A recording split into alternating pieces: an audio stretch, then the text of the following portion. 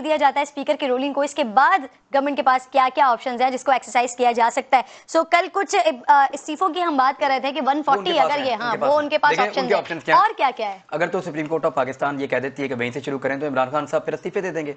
खैबर पख्तूनख्वा में उनकी हुकूमत है वो खत्म कर सकते हैं, पंजाब में उनका गवर्नर है, वहाँ सादा अक्सरियत नहीं मिलेगी। इमरान खान जब चाहेंगे इस मुल्क को इलेक्शन की तरफ ले जाएंगे। अभी वो इलेक्शन की तरफ ले गए हैं, इसको डिले कर सकती है अपोजिशन, इसको रोक नहीं सकती। अल्टीमेटली उनको जाना पड़ेगा इलेक्शन की तरफ, क्योंकि उनकी हुकूमत है, वो जब चलाना ही नहीं चाह रहे और जब वो आगे बढ़ने ही नहीं चाह रहे तो वो चीज़ों को कर सकते हैं। उनको निकाल के अपनी हुकूमत इनके लिए बनाना ये भी इतना भी आसान काम नहीं है। वो इस्तीफे दे देंगे तो वो ज़िमनी इलेक्शन करवा लेंगे 150 हल्कों में, फिर एमपीएस के इलेक्शन है कुछ 400 हल्कों में। ज़िमनी इलेक्शन का मतलब है कि आधे पाकिस्तान में ज़िमनी इलेक्शन हो रहा है और उसके खर्चे इतने ज्यादा होते हैं कि अगर आधे पाकिस्तान में इलेक्शन करवाएं तो पूरे पाकिस्तान में भी वैसे ही है, तो फिर पूरे पाकिस्तान में क्यों ना करवा दें, गरीब मुल्क है पाकिस्तान।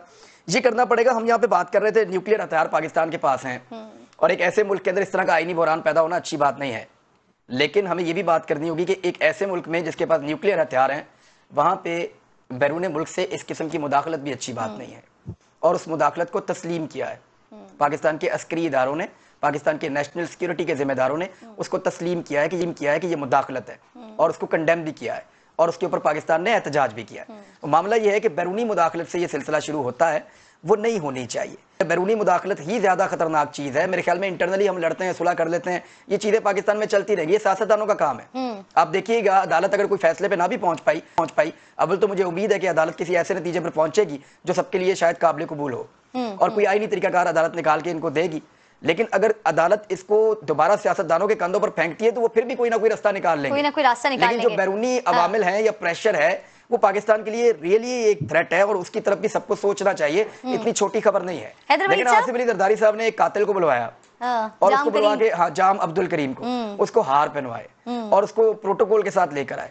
क्या हम आसिफ अली जरदारी के ऊपर ऐसी तनकीद कर सकते हैं कि आपने एक बेवा को मजबूर करके रातों रात उससे सुलह का आपने बयान दिलवाया, फिर आप एक कातिल को लेकर आते हैं, उसको आप फूलों के हार पहनाते हैं, उसको प्रोटोकॉल के साथ आप इस्लामाबाद शिफ्ट करते हैं। हमने अपने जो जो जो छन्नी है ना जिसमें से हम गुजारते हैं एहतसाब की, वो इमरान खान के लिए हमने बहुत टाइट रखी हुई है, बाकियों के लिए उतनी टाइट नहीं रखी हुई। यहाँ हमें लगता है कि इमरान खान से एक्सपेक्टेशन शायद हम सबकी बहुत बुलंद है, बहुत ज्यादा एक्सपेक्ट करते हैं हम उनसे, तो इसलिए हम उनको जरा ज्यादा गहरी नजर से देखते हैं या ज्यादा उन पर तनकीद करते हैं। मेरे ख्याल में सारी चीजें डिस्कसेबल है। अगर सुप्रीम कोर्ट में ये मामला जाता है या तो सुप्रीम कोर्ट इसको एट वंस कोई डिसीजन दे के दोबारा मामले को रैप अप कर देती है, या फिर सुप्रीम कोर्ट ऑफ पाकिस्तान अगर इसमें फ्री कैन को तलब कर लेती है तो फिर ट्रक की बत्ती है, सारे उसके पीछे लगेंगे। कभी फॉरेन एलिमेंट इसके अंदर आ जाएंगे, कभी असेंबली में ये होना चाहिए था या वो नहीं होना चाहिए था, कभी आर्टिकल 69 आएगा, कभी आर्टिकल 17 आएगा, कभी आर्टिकल 5 आएगा, कभी आर्टिकल 63(2) आएगा। तो यहाँ पे वुकला अपनी अपनी लड़ाई करेंगे और जब वुकला लड़ते हैं तो सबका अपना अपना आइन की अपनी अपनी तशरीह होती है, तो उसमें सब अपनी अपनी गुंजाइश निकालते हैं। हैदर वहीद साहब, जो इमरान बात कर रहे हैं, आपको लग रहा है हुकूमत के पास ये सारे ऑप्शंस मौजूद हैं सर? अगर तो फैसला उसी तनाजुर में आता है, उसी तरह का आता है जो आप तमाम लोगों की राय है कि सुप्रीम कोर्ट की तरफ से इस तरह का फैसला एक्सपेक्ट किया जा रहा है इस रूलिंग को कलअदम करार देने के हवाले से, अगर तो सर इसी तरह का फैसला आता है तो फिर आगे हुकूमत के पास, गवर्नमेंट के पास इस तरह के ऑप्शंस मौजूद हैं? पंजाब असेंबली, वहां पर गवर्नर उनका है, फिर KPK, वहां पर उनकी अपनी हुकूमत है, इसको भी डिसॉल्व किया जा सकता है, यहाँ पर तमाम के तमाम इस्तीफे दे दें तो भी एक बड़ा बहरान पैदा किया जा सकता है। तो ये वाले ऑप्शंस को फिर एक्सरसाइज कर सकती है पाकिस्तान तहरीक-ए-इंसाफ? देखें, एक तो जो स्पीकर की रूलिंग है उसमें उन्होंने इस चीज का तयन कर लिया है कि जैसे कोई बैरूनी साजिश थी, जबकि इसके शवाहिद इवन नेशनल सिक्योरिटी काउंसिल के मीटिंग में इस हद तक नहीं पाए गए थे कि कोई इंडोर्समेंट कर ली जाए कि वाकई साजिश थी या नहीं थी।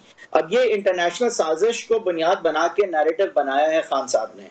इस इंटरनेशनल साजिश को बुनियाद बना के अगर वो प्रोविंशियल असेंबलीज को डिसॉल्व करते हैं, अगर वो आगे इस्तीफे जो है वो दे देते हैं नेशनल असेंबली से और इस तरह का बहरान क्रिएट करने की कोशिश करते हैं कि आगे जो हुकूमत अगर आती भी है नो कॉन्फिडेंस मोशन के कामयाब होने की सूरत में, अभी हम अज्यूम कर रहे हैं कि डेप्यूटी स्पीकर की रूलिंग को कलअदम करार दे दिया जाएगा सुप्रीम कोर्ट से, तो उस सूरत में कि आगे गवर्नेंस हो ना सके और इलेक्शंस की तरफ जाना ही पड़े, इस तरह के कियोस की तरफ अगर खान साहब जो है वो ले जाने की कोशिश करते हैं, तो फिर देखें वो उनको एक ये भी है कि लोग भी देख रहे हैं कि चीजें क्यों हो रही हैं, क्या वाकई इंटरनेशनल कंस्पिरेसी ही वजह है?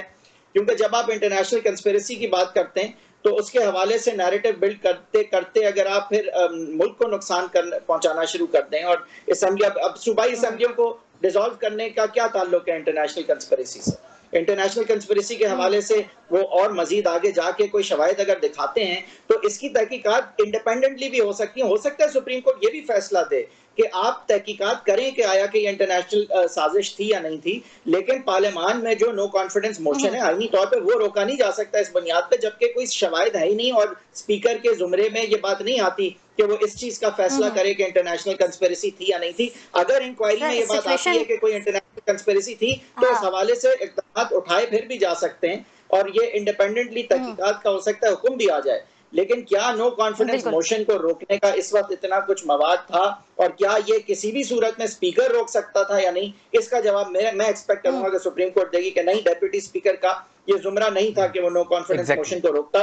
और बल्कि पहली जो बात अलाउ उन्होंने की कि फवाद चौधरी साहब ने जो है वो पहले मोशन मूव किया इससे पहले कि नो कॉन्फिडेंस पे वोटिंग होती, वो इन इटसेल्फ गैर कानूनी है।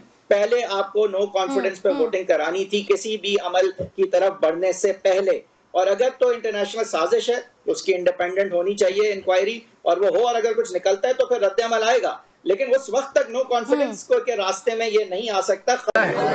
और आज जो साबिक गवर्नर पंजाब है उन्होंने जो गुफ्तगू की है उसके बाद तो सारी बात आया हो गई है और उन्होंने ये कहा है कि मैं शुक्र अल्लाह का कि मैं किसी गैर आईनी इकदाम से मुझे नहीं करना पड़ा। तो आज जो भी कार्रवाई हुई है वो आइन की सीधे खिलाफ वर्जी है, रूल्स की खिलाफ वर्जी है। खुद इन्होंने अपना जो है वो लीडर ऑफ द हाउस के इलेक्शन का स्केड्यूल जारी किया था, उससे भाग गए हैं। तो ज़्यादा गुफ्तगू मैं इसलिए नहीं कर रहा। अदालत उज़्मा में एक मामला है और हमें इंतज़ार करना चाहिए और हमें उम्मीद रखनी चाहिए कि इंशाअल्लाह अदालत उज़्मा का जो फैसला होगा उससे आइन और कानून की बालादस्ती हुक्मरानी को तक़वीत मिलेगी इंशाअल्लाह। Thank you.